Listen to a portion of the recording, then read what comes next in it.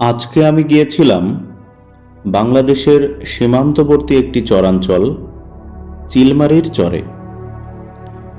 কুষ্টিয়া জেলার দৌলতপুর উপজেলার সীমান্তবর্তী এই চরটি কুষ্টিয়া জেলা থেকে প্রায় 50 কিলোমিটার দূরে।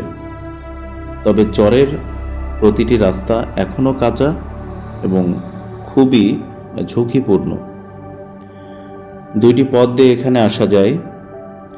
একটি হচ্ছে কুষ্টিয়ার ভেড়ামারা থেকে এবং অপরটি হলো কুষ্টিয়ার দৌলতপুর উপজেলা থেকে। এই চরে পৌঁছাতে হলে দুইটি নদী পার হতে হয়। বছরের 4 মাস নিম্নাঞ্চলটি প্লাবিত থাকে। অন্য সময় নদী দুইটি যে কোনো যানবাহনেই পার করা যায়, কারণ তখন এখানে কোনো পানি থাকে না।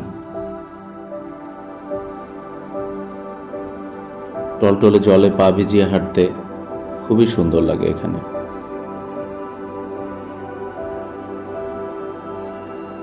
চারপাশেরও যে অপরূপ দৃশ্য অত্যন্ত সুন্দর এবং মনোরম।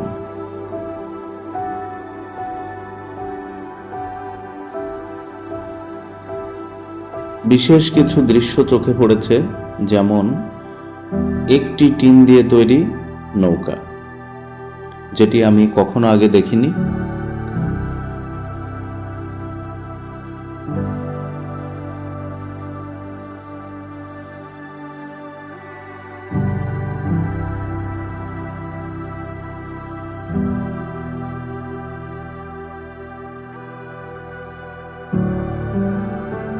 এখানে প্রচুর মহিষ রয়েছে, এমনকি পরিবহনের জন্য যে গাড়িগুলো তারা চালায় সেগুলো মহিষ দিয়ে চলে।